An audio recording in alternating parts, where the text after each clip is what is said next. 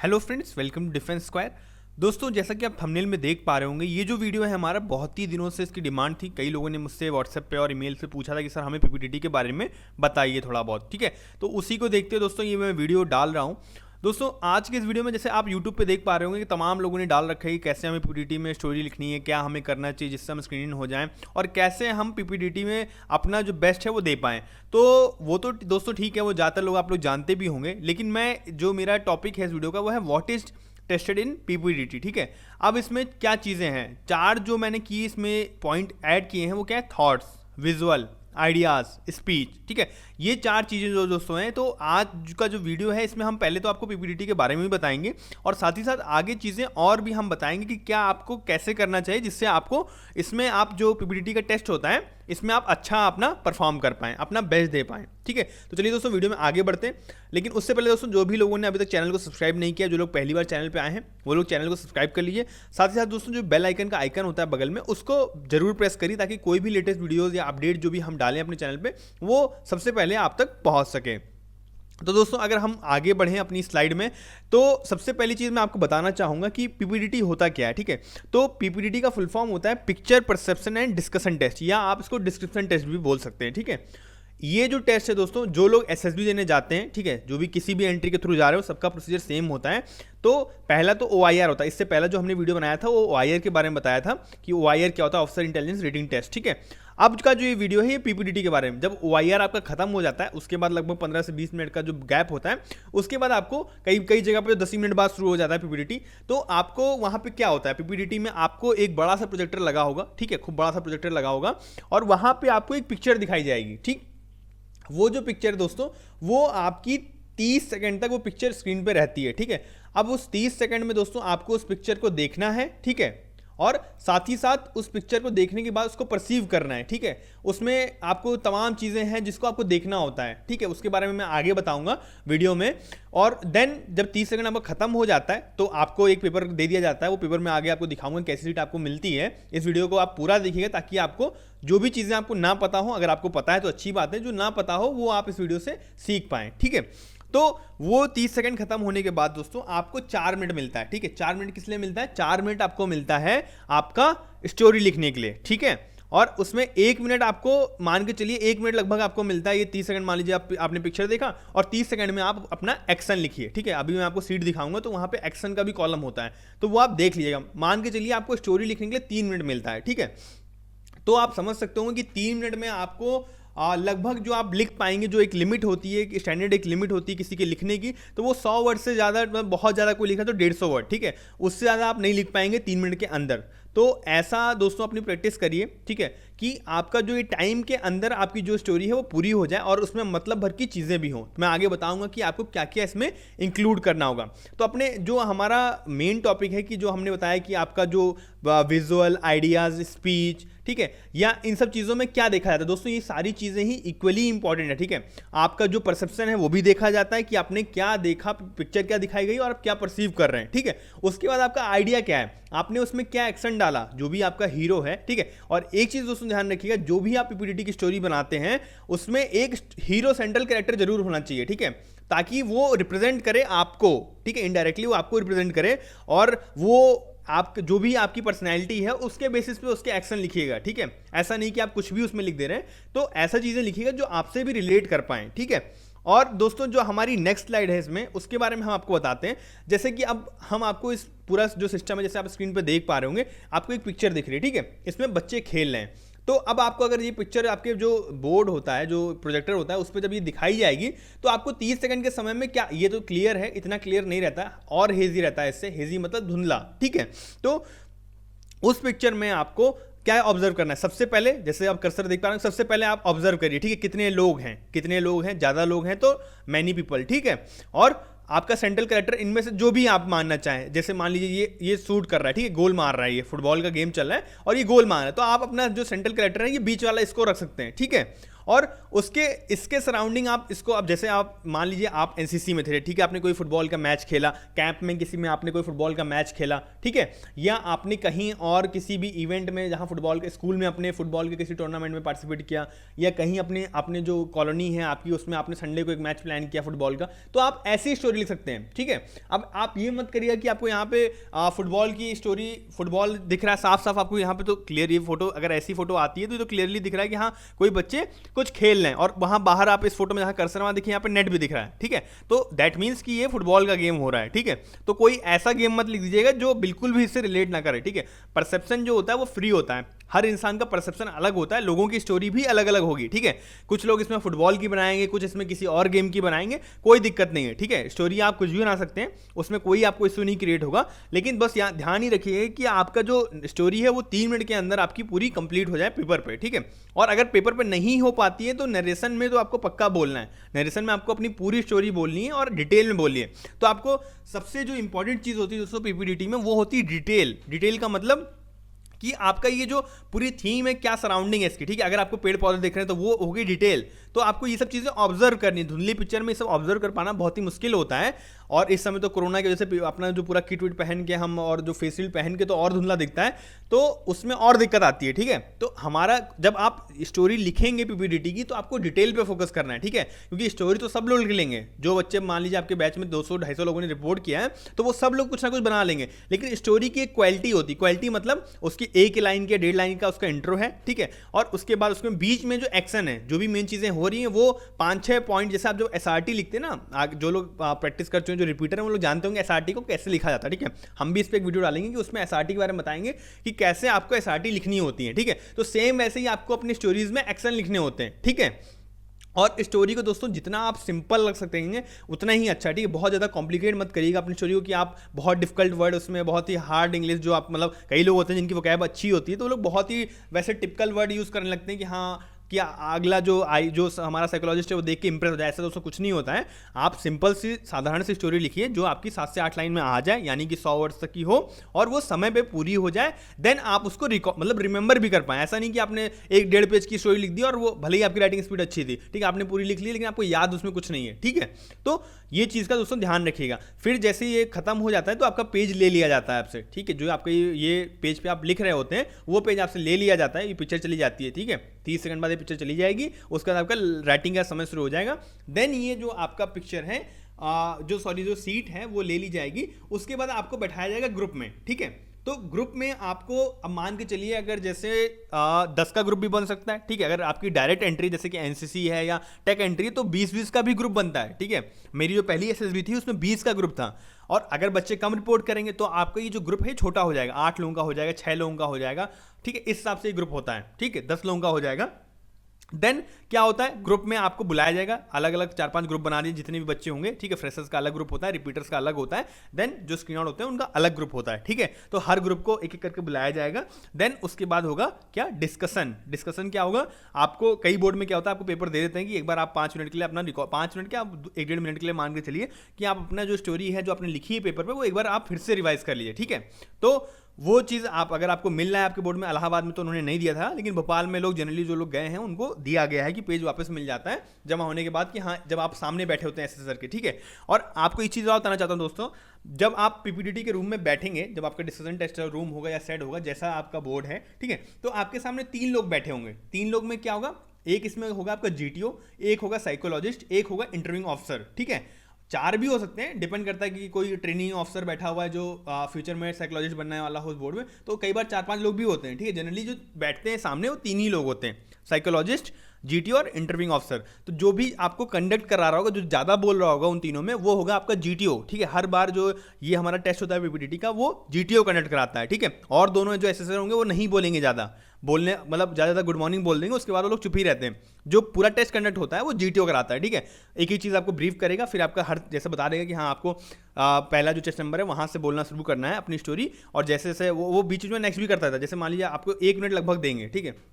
अगर आप फ्रेशर हैं तो आपको 1 मिनट पूरा मिल जाएगा, लेकिन रिपीटर में क्या होता है कई बार अगर उन्हें अच्छा नहीं लगा या समय की कमी है तो वो जल्दी जल्दी नेक्स्ट कर देते हैं। जैसे आप बोलने शुरू किए, आपने 2-4 लाइन बोली, उसके बाद कह देंगे next, I have understood your story, ठीक है। मतलब कि उन्हें समझ में आ गई और आगे बढ़ा दिया, क्योंकि अगर 20 बच्चे बैठे हैं सामने तो उन्हें सबका सुनना है, ठीक है। तो जल्दी जल्दी करके वो आपको निपटा देंगे। उसके बाद क्या होगा, जैसे ही चेस्ट नंबर आखिरी चेस्ट नंबर पे आएगा, जब वो आखिरी चेस्ट नंबर वाला रिपीट कर रहा होगा अपनी स्टोरी, ठीक है, नरेट कर रहा होगा अपनी स्टोरी, तुरंत जैसे खत्म होगी तुरंत कह देगा कि आप लोग अपना डिस्कशन शुरू करिए, ठीक है।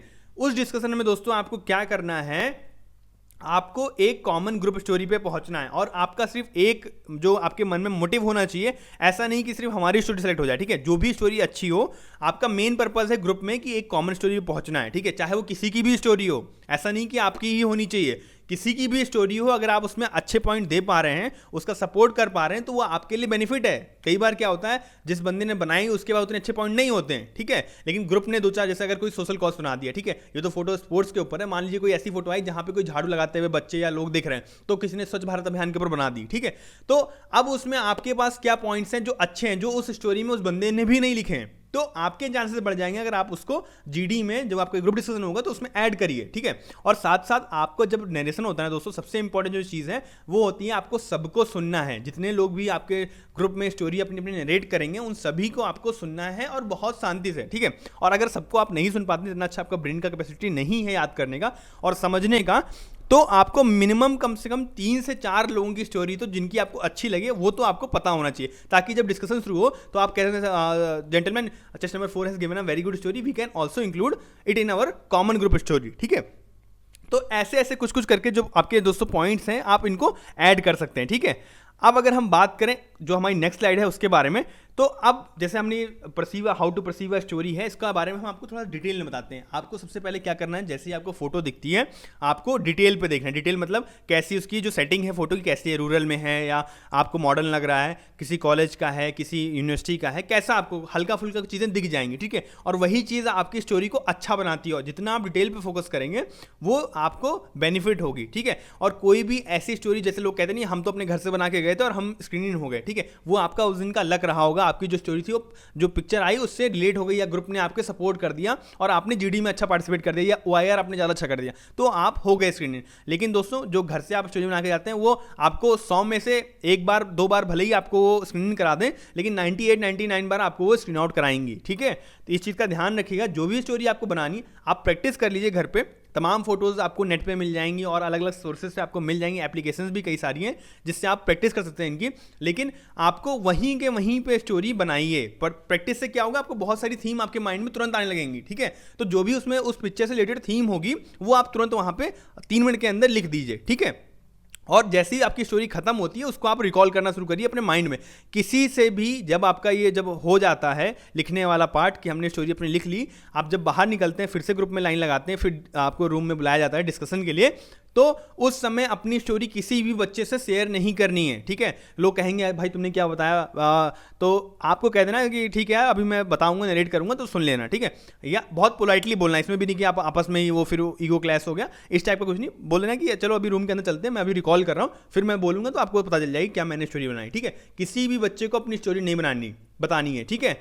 और सब लोगों को जो भी अंदर जब जाते हैं तो आराम से पोलाइटली सब ध्यान रखिएगा कि जैसे जो एसेसर बैठे होते हैं उनको गुड मॉर्निंग या जो भी जिस समय पे आपकी हो रही है वो पर्टिकुलर चीज़ आप उनको विश कर दीजिए, ठीक है। तो एक बार अच्छा सा आपका जो इंप्रेशन है वो जाता है उनके ऊपर, ठीक है।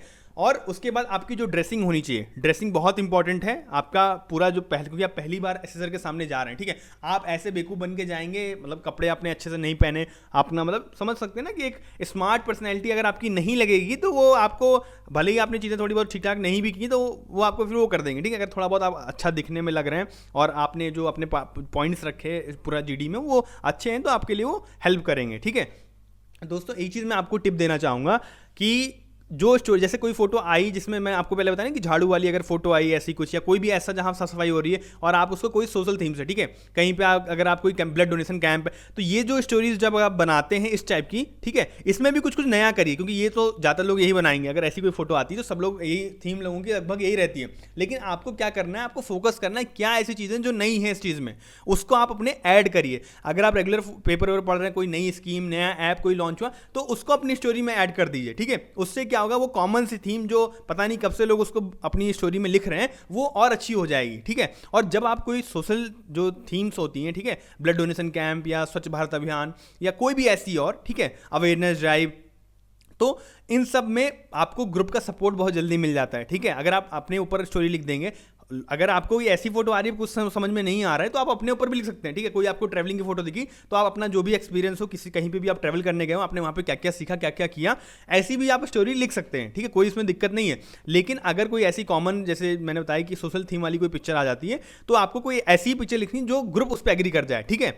और ऐसी जो स्टोरी आती हैं वो बहुत ही जल्दी, मतलब तुरंत आपका ग्रुप कह देगा हाँ ठीक है, हम सब लोगों को मिलके अपना ये जो स्वच्छ भारत अभियान है इसके ऊपर स्टोरी बनानी चाहिए, हम सब ने लगभग ये स्टोरी बनाई है, तुरंत आपका काम खत्म हो जाएगा। आपको लंबा नहीं खींचना है, ठीक है। आपको ध्यान रखना है, आपको लंबा नहीं खींचना है। लंबा नहीं खींचना मतलब जब आपका जीडी शुरू हो जाए तुरंत तुरंत आपको कहना है अच्छा ठीक है, कैरेक्टर इतने इतने थे और ये एक्शन रहा और ऐसे ऐसे करके हमने ये इस टेस्ट नंबर का ये अच्छा रहा, इसका ये अच्छा रहा, तो हम लेके हमने तुरंत, मतलब आप 5 मिनट के अंदर कोशिश करिए कि आपकी जो ग्रुप की स्टोरी वो खत्म हो जाए, ठीक है। रिपीटर में थोड़ा ये मुश्किल हो जाता है, लेकिन फ्रेशर में ये बहुत आसान है, ठीक है, क्योंकि ज़्यादा लोग बोल नहीं रहे होते हैं। तो आपको जो भी उसमें थोड़ा तेज होगा, इंटेलिजेंट होगा, वो तुरंत अपने ग्रुप को कहेगा अच्छा ठीक है, ये इसका पॉइंट ले लेते हैं, ये इसका ले लेते हैं, और उसके बाद हम एक कॉमन ग्रुप स्टोरी बना लेते हैं और डिस्कस कर लेते हैं, ठीक है। तुरंत डिस्कस करेगा, तुरंत काम खत्म, और वो बंदा तुरंत ही स्क्रीन हो जाएगा रिजल्ट में, ठीक है।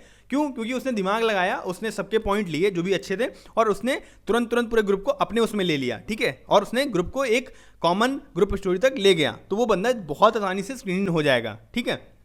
तो दोस्तों ये तो रहा हमें कैसे परसीव करनी है स्टोरी, कैसी फोटोज पे बनानी है उनके बारे में।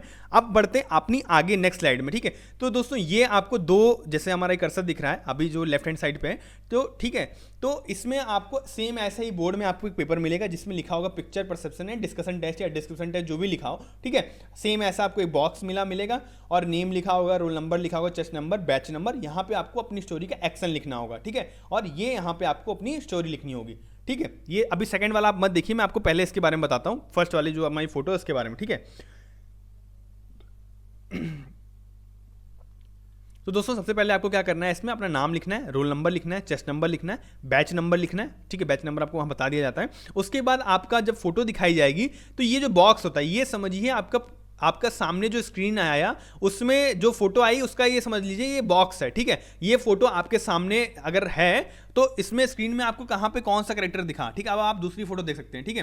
तो आपको इसमें क्या करना है, आपको यहाँ पे अपने कैरेक्टर मार्क करने हैं, ठीक है। कैसे मार्क करना है, जैसे अगर आपको मान लीजिए फोटो में 3 लोग दिखे, ठीक है, एग्जाम्पल में आपको बताया कि 3 लोग दिखे, उसमें 2 लोग जो हैं वो एजेड हैं, ठीक है, और एक भीड़ भी है वहाँ पे, ठीक है। तो आपको क्या करना है, सबसे पहली चीज़ ध्यान रखिएगा, आपको सबसे पहले आपको करना है जेंडर लिखना है। जेंडर मतलब ये क्या है, मेल है, फीमेल है, या बहुत सारे लोग हैं, भीड़ है, ठीक है। अब आप हर कैरेक्टर को मार्क नहीं करते, मान लीजिए जहाँ पे 10 लोग खड़े हैं तो आप एक अपना सेंटर कैरेक्टर ले लीजिए, ठीक है। सेंटर जो आपका कैरेक्टर है, हीरो जो है स्टोरी का, वो आप अलग उसको मार्क कर लीजिए, और जो सब लोग हैं बस दोस्तों ध्यान ही रखिएगा जैसा जहाँ पे जो फोटो में दिख रहा हो, ठीक है। ये जो आपके सामने ये जो बॉक्स होता है, ये समझ लीजिए आपके सामने जो स्क्रीन है वही है, तो आपको जो जहाँ पे दिखाओ आपको उसी जगह पे मार्क करना है। ऐसा नहीं कि आपने कहीं पे भी ऊपर मार्क कर दिया, नीचे मार्क कर दिया, यहाँ दाएं में मार्क कर दिया, बाएं में मार्क कर दिया, ऐसा कुछ नहीं करना। आपको जहाँ पे जो कैरेक्टर दिख रहा हो वहाँ पे आपको ऐसे मार्क करना। मार्क कैसे करना है, सबसे पहले एफ क्या मतलब क्या हुआ, ये इसका जेंडर है। जेंडर मतलब जो कैरेक्टर यहाँ पे था उसका जेंडर जो है वो है फीमेल, ठीक है। उसके बाद जो इसमें उसकी एज क्या है, एज है उसकी 26 साल, तो इसने यहाँ पे 26 लिखा हुआ है। उसके बाद प्लस का मतलब होता है पॉजिटिव, उसका मूड क्या है, पॉजिटिव, ठीक है। और ये जो इन्होंने उसके ऊपर सर्कल किया है, इसका मतलब कि ये central character of the story है। दोस्तों ये बिल्कुल मत भूलिएगा, जो भी आपका central character of the story हो, जो हीरो हो आपकी स्टोरी का, उसको ऐसे आपको सर्कल से, जैसे हमारा कर्सर अभी घूम रहा है ना, ये जो सर्कल है आउटलाइन करके ऐसे बिल्कुल कर दीजिएगा। ये बताता है कि आपका ये जो पर्सन है स्टोरी में वो आपका हीरो है, उसकी ये एज है, उसका ये जेंडर है, ठीक है। और ये पी का मतलब क्या होता है, पर्सन, यहाँ पे मतलब और भी लोग होंगे इस फोटो में, तो यहाँ पे इसने पर्सन को डिनोट किया, पी का मतलब पर्सन, ठीक है। और 45 है उनकी एज, लगभग 45 साल के वो लोग हैं। और 0 जो ये लिखा है, 0 का मतलब ये न्यूट्रल है, 0 नहीं है, ये न्यूट्रल का साइन होता है, ठीक है। तो ये न्यूट्रल है, मतलब ये लोगों का ना खुश हैं ना ये लोग दुखी हैं, ठीक है। तो आपने इस पर ये मार्क कर दिया। उसके बाद क्या है, जो यहाँ पे एक और कैरेक्टर है वो क्या है, फीमेल, ठीक है। और ये इसकी एज है 40, और ये क्या है, निगेटिव, मींस ये है निगेटिव मूड में, ठीक है। तो दोस्तों एक चीज़ और याद रखिएगा, अगर कहीं पे कुछ नेगेटिव दिख रहा है तो उसको बिल्कुल मार्क करिए, ठीक है। ऐसा नहीं कि आप उसको पॉजिटिव बना दे रहे हैं, ठीक है। हर चीज़ में मैं मानता हूँ कि हर चीज़ में जितना आप पॉजिटिव रखेंगे उतना अच्छा है, लेकिन उसको आप अपने एक्शंस में, अपनी स्टोरी में रखिए ना, उनको पॉजिटिव करिए। अगर कोई कैरेक्टर आपको रोता हुआ दिख रहा है तो आप उसको कैसे पॉजिटिव लिख सकते हैं यार? ये कभी गलती मत करिएगा कि कहीं पर आपको कोई रोता हुआ दिख रहा है तो आप उसको जब कैरेक्टर मार्क करें इस बॉक्स में तो उसको आप दिखा दें, उसका मूड दिखा दें पॉजिटिव। कभी मत करिएगा ये, ठीक है। न्यूट्रल रखिए या नेगेटिव रखिए, क्योंकि रोना एक नेगेटिव चीज़ है, ठीक है। और उसको आपने स्टोरी में कैसे पॉजिटिव किया है इस चीज़ का आप पे फोकस करना है, ठीक। देन उसके बाद आपको क्या करना है, ये जब मार्क हो, जैसे अगर ये तो 3 लोग, जैसे यहाँ पे भीड़ भी थी इस फोटो में और 2 कैरेक्टर भी थे, ठीक है। अगर यहाँ पे पूरी भीड़ हो तो आपको पर्सन मार्क करना है, एक सेंट्रल कैरेक्टर को ले लेना है और अपना जो बॉक्स है ऐसे फिल कर देना है इसमें, ठीक। और ये बहुत ज़रूरी है, ये सब चीज़, एक एक चीज़ इसकी बहुत ज़रूरी, चाहे वो एक्शन हो, चाहे ये बॉक्स में कैरेक्टर मार्क करना हो या आपकी स्टोरी हो, ये तीनों इक्विवेलेंट है, इनमें कुछ भी छूटना नहीं चाहिए। मान लीजिए आपने ये सब तो मार्क कर दिया और आपने सेंटर कैरेक्टर का ये गोला मार्क करना भूल गए, तब जब आप स्टोरी नरेट करेंगे तो जब आपके सामने एसेसर बैठे होंगे वो आपका पेज जब देख रहे होंगे तो उसमें दिखेगा उनको कि हाँ इन्होंने तो सेंट्रल कैरेक्टर मार्क ही नहीं किया, तो हमें क्या पता इनका कौन सा सेंट्रल कैरेक्टर है, ठीक है। तो ये चीज़ें बिल्कुल ध्यान रखिएगा। उसके बाद एक्शन जैसे मान लीजिए आपको मैं एग्जांपल की तौर देता हूँ, अवेयरनेस ड्राइव रिगार्डिंग स्वच्छ भारत, ऐसे करिए छोटे छोटे एक्शन, ठीक है। ऑर्गेनाइजिंग अ क्रिकेट कैंप, ऑर्गेनाइजिंग अ गणेश पूजा, तो छोटे छोटे एक्शन 3 से 4 वर्ड के, ऐसा नहीं कि आपने पूरी कहानी लिख दी, 5, 6, 7 वर्ड की आपने कहानी लिख दी, बहुत छोटे एक्शन लिखने होते हैं, ठीक है। स्टार्टिंग अ स्टार्टअप 3 लाइन का एक्शन, कि आप जब नरेशन करें तो वो बहुत जल्दी से वो खत्म हो जाए। ये नहीं कि आप एक्शन में ही, आपने जो आपको 1 मिनट मिला आपने अपना एक्शन में ही खत्म कर दिया, बिल्कुल नहीं। आपको एक्शन बहुत शॉर्ट और क्रिस्प रखना है, ठीक है, क्रिस्प रखना है, ताकि वो तुरंत ही जो भी लोग और आपके ग्रुप की स्टोरी सुन रहे हैं तो वो समझ सकें। और आपको अपना नरेशन एकदम लाउड वॉइस में करना है, बिल्कुल बिना डरे हुए, ठीक है। थोड़ा स्टार्टिंग में जो फ्रेशर्स होते हैं उनको जब पहली बार वो नरेट करते हैं तो उनको डर लगता है, जाहिर सी बात है, डर लगेगा, ठीक है। ये ह्यूमन टेंडेंसी, सबको लगता है, मुझे भी लगेगा, आपको भी लगेगा, ठीक है। लेकिन जब आप बोलना एक बार शुरू कर देंगे तो वो आपके लिए नॉर्मल हो जाएगा, क्योंकि सब बच्चे वहाँ पे जो फ्रेशर्स होते हैं वो धीरे धीरे लड़खड़ा के बोल रहे होते हैं, ठीक है। तो आपको लगेगा ठीक है सब हमारे जैसे ही, कोई हमसे आगे नहीं है या हमसे बहुत ज़्यादा किसी को नहीं आता है, ठीक है। लेकिन ये चीज़ अगर आप प्रैक्टिस से अपनी अच्छी कर लेंगे, आपको जो ये आपका डर होता है बोलने का लोगों के सामने, अगर ये आप खत्म कर लेंगे तो आपके लिए जो आपका पहला स्टेज है उसमें स्क्रीनिंग होना बहुत आसान हो जाएगा, ठीक है। ताकि आप जीडी में अच्छे से पार्टिसिपेट कर पाएंगे, अपना नरेशन अच्छे से कर पाएंगे और अपने आप को अच्छे से वहाँ पे प्रेजेंट कर पाएंगे, ठीक है। तो दोस्तों वीडियो में अभी आगे बढ़ते हैं, लेकिन जो भी लोग हैं जिनको प्रैक्टिस करनी है स्टोरी लिखने की, सेम ऐसी सीट वहाँ पे मिलती है। तो इस सीट का हम पीडीएफ का जो लिंक है वो हम अपने डिस्क्रिप्शन बॉक्स में वीडियो के डाल देंगे, तो आप लोग जाके वहाँ से डाउनलोड कर लीजिएगा, ठीक है। और आप इसको प्रिंट करके अपनी इस पर सेम ऐसी जो फोटोज़ आपके पास अवेलेबल हो नेट पर, तमाम आप सर्च करेंगे पीपीटी इमेजेस करके, आपको बहुत फोटोज़ मिल जाएंगे। आराम से इनको प्रैक्टिस करिए इन्हीं सीट पर, ठीक है। अब मान के चलिए आपको आधा पेज, ये A4 का पेज है, इसमें आपको आधा पेज मिल रहा है। आधा पेज मतलब A5 भी कहते हैं शायद A4 का हाफ को, तो आपको आधे पेज, ठीक है। और आपको इसमें पूरा भी नहीं लिखना है, कोशिश मत करिएगा, छोटी छोटी स्टोरी लिखिएगा 7 से 8 लाइन की, उससे ज़्यादा नहीं लिखना है, ठीक है। वरना आप नरेट नहीं कर पाएंगे पूरी, और नरेट भी नहीं कर पाएंगे, प्लस आप उसको रिमेंबर भी नहीं कर पाएंगे, और लिखने में 3 मिनट में आप इतना सोच भी नहीं पाएंगे, ठीक है। आप छोटी, जब आप प्रैक्टिस करते हैं ना, धीरे धीरे आपकी स्टोरी की जो क्वालिटी है वो अच्छी होती रहती है, इसलिए प्रैक्टिस इंपॉर्टेंट है। आप भले ही कितने भी बड़े ज्ञानी हो, अगर आपने उस चीज़ की प्रैक्टिस नहीं की है तो आपको उसमें दिक्कत होगी, ठीक है। तो आगे बढ़ते हैं दोस्तों, ठीक। अब हमें क्या है, जो चीज़ें हमें इंपॉर्टेंट है, जो हमें इसमें याद रखनी है, याद क्या रखना है, important things to remember. Create spontaneous idea. Spontaneous idea मतलब जैसे तुरंत के तुरंत जो आपके सामने फोटो आए, उससे रिलेटेड आपके मन में आपने जो भी किया हो, या कोई ऐसा सोशल थीम हो जो आपके माइंड में आती, तुरंत उसको लिख दीजिए, उसमें ज़्यादा सोचिए नहीं, ठीक है। ज़्यादा सोचेंगे आपका होगा समय खराब, और वो समय ऐसे बीतता है। मेरी अपनी पहली एसएसबी में जो मैंने एक्सपीरियंस जो डाल रखा है एनसीसी एंट्री का इलाहाबाद का, उसमें मेरे साथ यही हुआ था। मेरे माइंड में 2-3 आइडिया आ रहे थे, देन आखिरी में मैंने, मतलब जब मेरे को एक्शन लिखने में ही 1.5-2 मिनट लग गया था, ठीक है। और फिर क्या हुआ, मैं स्टोरी लिखने में 4 से 5 लाइन ही लिख पाया और तुरंत उन्होंने टाइम अप कर दिया, तो पूरी स्टोरी मेरी पेपर पे कंप्लीट नहीं हो पाई। तो ऐसा चीज़ें आपके साथ ना हो, आपको एकदम क्लियर रहना है। और दोस्तों एक चीज़ ध्यान रखिएगा, एक दिन पहले आप अपने बोर्ड पे पहुंचे, ठीक है। एक दिन पहले आप जब अपने बोर्ड पे पहुंचेंगे तो आपको रेस्ट मिल जाएगा, ताकि आप सुबह एकदम चिल माइंड में रहें, बिल्कुल आपको कोई टेंशन ना रहे, भाग दौड़ आपकी कुछ ऐसा ना रहे, ठीक है। उसके बाद दोस्तों क्या है, राइट वेल विदाउट करेक्शन, मतलब कि आपकी जो गलतियां, जैसे जब कोई लोग होते हैं ना, उनकी आदत होती है काट काट के लिखने वाली, कुछ लिखना शुरू किया, गलत हो गया, फिर काट दिया। तो ये 1-2 बार अगर कुछ गलत हुआ कोई बात नहीं, लेकिन अगर आप 10 लाइन आपने लिखी, उसमें आपने 50 वर्ड गलती के काट के रखे, तो वो बहुत नेगेटिव इंपैक्ट वो करता है कि हाँ ये बंदा कंफ्यूज था, ये जब स्टोरी लिख रहा था तो उसके माइंड में कुछ क्लियर नहीं होता, इसने पहले एक चीज़ लिखी, फिर उसको काटा, फिर दूसरी लाइन पर लिखना शुरू किया। ये सब चीज़ें बिल्कुल मत करिएगा, ये सब आपको आपका जो स्क्रीनिंग में पहला जो वो होता है उसको पास कराने में आपको दिक्कत क्रिएट करेंगे, ठीक है। है। उसके बाद क्या है जो हमारा थर्ड पॉइंट है, keep on revising the story to remember word to word and try to improvise. ठीक है, जब आपका पीपीटी आप लिखने वाला खत्म हो गया और जीडी से पहले जो आपका समय मिलता है, आप जब लाइन में खड़े होते हैं अपने ग्रुप के साथ, उस समय आपको किसी से कोई बात नहीं करनी है। ठीक है, आराम से अपने चिल माइंड में अपने मन के अंदर बोलना नहीं है, मन के अंदर उस अपनी स्टोरी को जो आपने लिखा है पूरा रोटेट करते रहना। रोटेट मतलब रिवाइज करते रहना है। ठीक है, एक एक चीज़, और अपना जो नरेशन है उसको प्रैक्टिस करना है कि हम अंदर जाके कैसे प्रैक्टिस करेंगे 1 मिनट के अंदर। और वैसे जब आप प्रैक्टिस करते रहेंगे तो तुरंत आप वहाँ जाएंगे, तुरंत बैठेंगे, तुरंत जीडी जब शुरू हो जाएगा तो आपको सब एकदम नॉर्मल हो जाएगा, आप अच्छा नरेशन कर पाएंगे। अगर आपने ये नहीं किया तो आपको रिकॉल करने में वहाँ पे दिक्कत होगी और आपका समय जो नरेशन का आपको मिलता है वो खराब होगा। ठीक है, उसके बाद क्या है, डिलीवर स्टोरी विद कॉन्फिडेंस। ठीक है दोस्तों, कॉन्फिडेंस जो है एसएसबी में बहुत मैटर करता है। ठीक है, भले ही आपकी स्टोरी अच्छी नहीं है, लेकिन आपने अगर नरेशन अच्छा किया, दूसरों की स्टोरी में सपोर्ट अच्छा किया और आपका ओआईआर ठीक ठाक है, तो आपका स्क्रीनिंग में चांसेस बहुत ज़्यादा हैं। अगर भले ही आपकी स्टोरी बहुत अच्छी है, आपके अंदर कॉन्फिडेंस ही नहीं है, ठीक है, और ओआईआर आप गलती से आपका उतना अच्छा नहीं गया, तो आप बाहर हो जाएंगे। इस चीज़ का आप बिल्कुल वो मत रखिएगा कि हमारी स्टोरी तो बहुत अच्छी थी और हमें बाहर निकाल दिया। कॉन्फिडेंस बहुत इंपॉर्टेंट रोल प्ले करता है। ठीक है, और कॉन्फिडेंस आता कैसे, जब आपके पास नॉलेज होती है, जब आपके पास अच्छी प्रैक्टिस होती है। ये दो चीज़ें आपकी कॉन्फिडेंस को बूस्ट करती हैं। आपका कॉन्फिडेंस नीचे तभी जाएगा जब आपके पास प्रॉपर नॉलेज ना हो। ठीक है, और जब आपके पास जो प्रैक्टिस की कमी हो, ठीक है, आपने प्रैक्टिस ज़्यादा ना की हो और आपको कोई चीज़ करने के लिए कह दिया जाए, तो आपका कॉन्फिडेंस जो लूज होगा। ठीक है, दूसरी चीज़, जो हमारे फेलियर्स होते हैं लाइफ के, हम उसी के बारे में सोचते रहते हैं, जिसकी वजह से भी हमारा कॉन्फिडेंस जो है वो लूज होता है। तो ये सब चीज़ें हमें उस समय पे तो नहीं करनी, क्योंकि अब यार एसएसबी में जब हम पहुंच चुके हैं तो हमारे सामने जो अपॉर्चुनिटी है हम उसे ग्रैब करना चाहिए ना कि हमारे साथ जो जिंदगी में हुआ उसको वहाँ बैठ के हम सोच रहे हैं। ठीक है, या हमारे घर में क्या हो रहा होगा ये सब सोच रहे हैं। ये सब फालतू की बातें। जो भी जैसा भी है, आपको जब एसएसबी में एक बार आप गेट के अंदर वहाँ एंटर कर लेना, आपके मन में सिर्फ ये होना चाहिए कि आज के दिन मुझे अपना बेस्ट परफॉर्म करना है और मुझे अभी तो मैं बाहर हूं, मैं अंदर यहाँ इस बोर्ड में रहूंगा 5 दिन। ठीक है, ये चीज़ आपके मन में एकदम क्लियर होना चाहिए, तभी आप अपना बेस्ट दे पाएंगे। जहाँ थोड़ा सा भी आप किसी और को देख के डरिए नहीं कि हाँ यार ये तो बड़ा अच्छा बंदा लग रहा है, देखने में अच्छा लग रहा है, बात इंग्लिश में कर रहा है पूरी, ठीक है, तो ये तो ऐसे ही हो जाएगा, ऐसा कुछ नहीं होता है।